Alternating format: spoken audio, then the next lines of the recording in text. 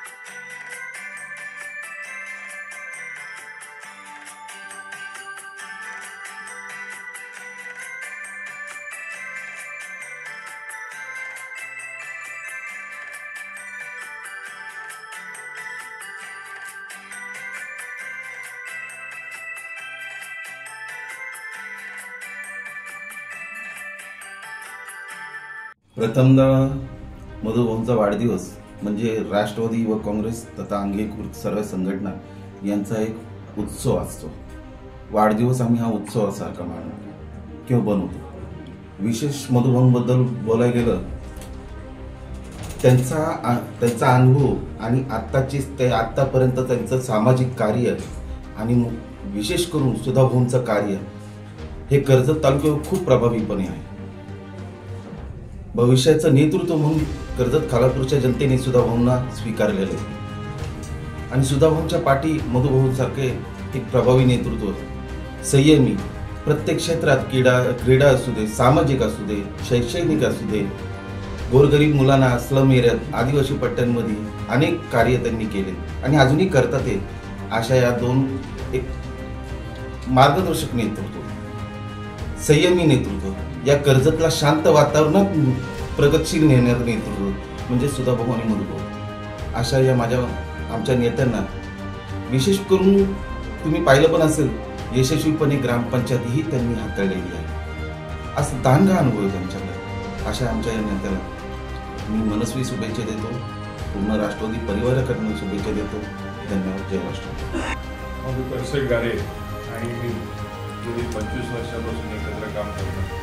संयमी नेतृत्व कसं असावं, शांत संयमी नेतृत्व कसं असावं याचं उत्तम उदाहरण म्हणजे आमचे मधुकर गारे आहेत. खूप साऱ्या लोकांशी संबंध असणारे, अतिशय वाडी वस्तीत एकरूप झालेले आणि लोकांना सहकार्य करणाऱ्या आणि त्यांच्या अडीअडचणीवर सोडवणूक करणाऱ्या असं मधुभाऊंचा स्वभाव आहे. सगळ्यांशी, लहान थोर मंडळींशी अतिशय चांगल्या स्वभावाचं हे आमचं नेतृत्व आहे. पडद्यामागचे कलाकार कोण असतील हे सगळं सुधाघाऱ्यांचं विश्व उभं राहत असताना पडद्यामागे जे मुख्य कलाकार कोण असतील ते मधुकर घारे आहेत आणि त्याचं श्रेय निश्चितपणे त्यांना जाते. आपला छोटा भाऊ पुढे जात असताना त्याच्या पाठीमागे खंबीरपणे उभं राहणं ही फार महत्त्वाची गोष्ट आहे आणि ती मधुभाऊ सांभाळतात. आज सुधाभाऊ इथे नसले तरी प्रचंड कार्यकर्त्यांची ओघ या ठिकाणी आहे. ज्या हिशोबाने मधुभाऊ 25 वर्ष काम करतायत, त्यामुळे जरी सुधाभाऊ ह्या तालुक्याचं नेतृत्व करीत असले तरी मधुभाऊंवर प्रेम करणारी कार्यकर्त्यांची संख्या देखील खूप आहे. त्याची प्रचिती सकाळपासून येते. सकाळपासून कार्यकर्त्यांचा ओघ आहे. वेगवेगळे कार्यक्रम त्यांनी राबवलेले आहेत आणि खेड्यापाड्यातल्या साध्या सुध्या माणसाशी कसं जोडून घ्यायचं याचं गणित मधुभाऊंना निश्चितपणे जमलेला आहे आणि त्याचा निश्चितपणे फायदा सुधाकर भाऊ आमदार होत असताना त्यांना निश्चितपणे त्याचा फायदा होणार आहे. आणि खरं बंधुप्रेम कसं असावं ते मधुभाऊकडून शिकावं आणि छोट्या भावाला ते तेवढंच प्रेरणा देतात. त्याच्या पाठीमागे अतिशय कष्टमय 24 तास त्याच्या मागे उभं राहण्याची धारणा मधुभाऊंनी घेतलेली आहे. आणि तेवढंच एक सर्वांनी आम्ही बंडू शेठ असतील, मी असेल, इतर सर्व मंडळी असतील, सुधाकर शेठना 2024चा आमदार आम्हाला बघायचंच आहे. त्या दृष्टिकोनातून हे सगळं चालू आहे. पण आमदारकीचं वर्ष आहे म्हणून मधुभाऊचा वाढदिवस साजरा होतोय असं नाही. दरवर्षीप्रमाणे त्याच पद्धतीने बहुतांशी आणि त्यापेक्षा काकणभर सरस असं आजचा वाढदिवस आहे. आणि सर्व मंडळी, आमचे मित्रपरिवार, कार्यकर्ते सगळे येऊन मधुभाऊंना या ठिकाणी शुभेच्छा देतात. मधुभाऊंना उत्तम आरोग्य आणि उदंड आयुष्य लाभो आणि त्यांच्या खूप साऱ्या इच्छा पूर्ण होत अशी स्वामींच्या चरणी प्रार्थना करतो आणि भाऊंना परत एकदा शुभेच्छा देतो. धन्यवाद. मधुकर भाऊ यांचा आजचा 53वा वाढदिवस आहे. आज वाढदिवसाच्या निमित्ताने आज मोठा इव्हेंट असा नाही आहे, परंतु सामाजिक उपक्रम याच्या माध्यमातून खऱ्या अर्थाने आम्ही हा वाढदिवस भाऊंचा साजरा करत असतो. आज सकाळीच आपला रिमोट होम जे आहे तिथं अनाथ मुलांना जे शैक्षणिक जे साहित्य वाटप पंच झालेलं आहे, त्याचबरोबर त्यांना काही खाऊ वाटप असेल, फळं वाटप असेल ते झालेलं आहे. त्याचबरोबर उद्या आमच्या कांडपे ग्रामपंचायतीमध्ये ज्या आदिवासी वाड्या आहेत त्या वाड्यामध्ये भांडी वाटप असेल, साडी वाटपाचा कार्यक्रम आम्ही उद्या करणार आहोत. कारण आज काय असतं, बरेचसे कार्यकर्ते भेटायला येतात आणि त्यामुळे मग कार्यक्रम जर केले तर तो वेळ मिळत नाही. त्यामुळे तो कार्यक्रम आम्ही उद्या ठेवलेला आहे.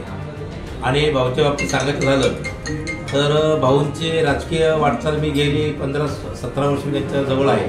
हे अगदी जवळून पाहिलं. 2009ला ते कांडपे ग्रामचे सरपंच असताना केवळ कांडपे ग्रामचे त्यांनी कारभार पाहिला नाही, तर संपूर्ण परिसरामध्ये जे बीड पंचायत समिती असेल किंवा बीड जिल्हा परिषद वार्ड असेल त्या संपूर्ण वार्डमध्ये त्यांनी त्याचं जाळं पसरवलं आणि त्याच्या माध्यमातून एक चांगली कार्यकर्त्याची फळी त्यांनी तयार केली. आणि त्याचा फायदा 2017मध्ये त्यांचे छोटे बंधू सुधाकर शेठ घारे यांनी जे इलेक्शन लढवलं 2017चं जिल्हा परिषदचं, त्यामध्ये चांगल्या मताने ते निवडून आले.